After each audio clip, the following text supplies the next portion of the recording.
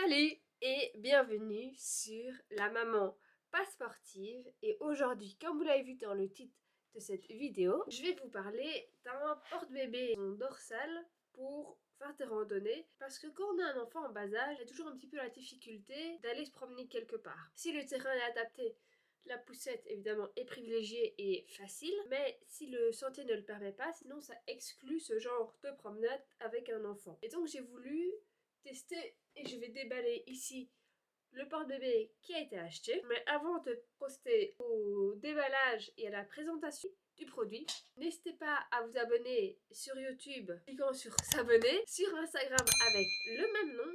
Et maintenant, il y a également TikTok, donc toujours le même nom. Là, principalement basé sur tout ce qui est astuces, bons plans et recettes de cuisine. Je vais maintenant procéder au déballage et je vais expliquer les caractéristiques du produit et pourquoi ce produit-là a été acheté.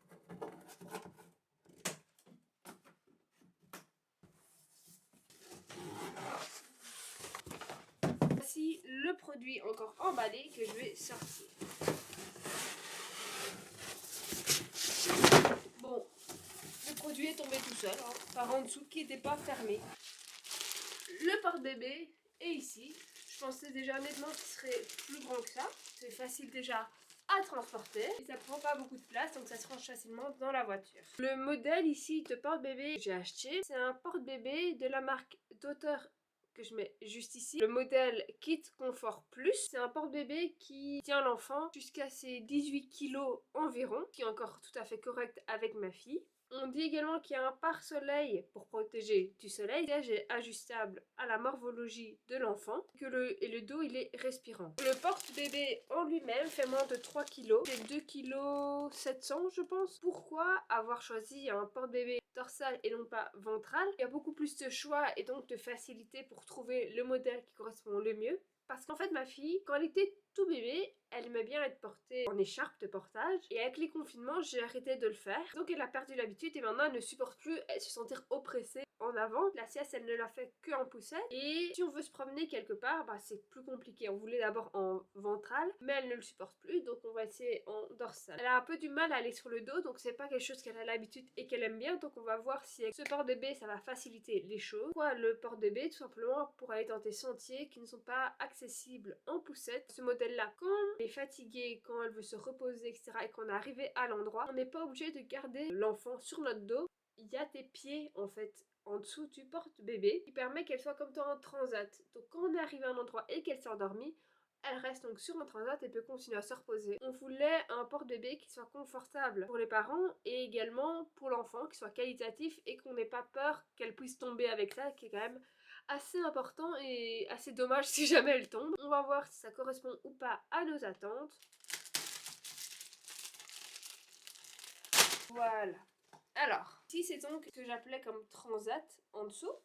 Ici, il y a le premier harnais quand on le met sur le dos, accroché avec un deuxième harnais ici en bas. On peut évidemment adapter ici aux différentes hauteurs pour que ça nous corresponde au mieux. Le pare-soleil est ici et il faut encore l'accrocher. Ça, c'est le siège du coup qui sera pour Margot si elle l'accepte, avec les différentes sangles et attache bébé.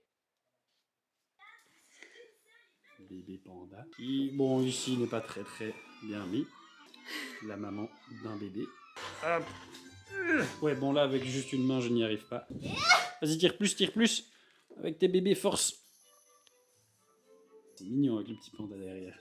Ça va là, comme ceci là dedans. Serré pour que ce soit la bonne taille. On prend panda. Et on prend le panda. Oui. Et on va avec maman. Maman, elle va porter Margot. Go go go. C'est tellement adorable.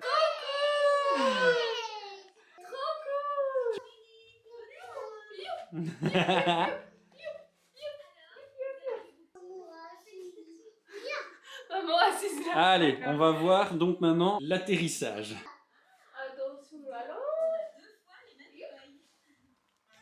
Je me détache. On va détacher petite Margot. C'est pas un bébé, elle a été très courageuse. Grâce à Margot, on va pouvoir enfin faire des randonnées en famille. Il est dans mes bras. On va sortir de là.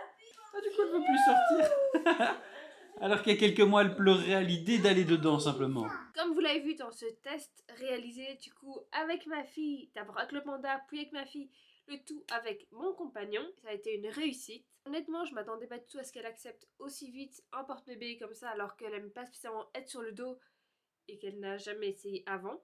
Ce qui est bien en fait, bon on doit un peu voir les réglages, elle semblait déjà convaincue pour une première. Ce qui est bien, que je m'y attendais pas du tout, on ne ressent pas le poids de l'enfant en fait sur le dos, on sent le poids de l'armature qui fait 2 kilos. Franchement c'est pas dérangeant de revoir où je passe pour qu'elle ne se prenne pas la tête aux endroits. Mais franchement c'est déjà une réussite. Je vous remercie énormément d'avoir suivi cette vidéo. N'hésitez pas à me donner des idées d'endroits de randonnée que je ne connais pas. Je suis preneuse de toutes les informations. Je vous remercie pour cette vidéo et on se retrouve très vite pour une nouvelle vidéo.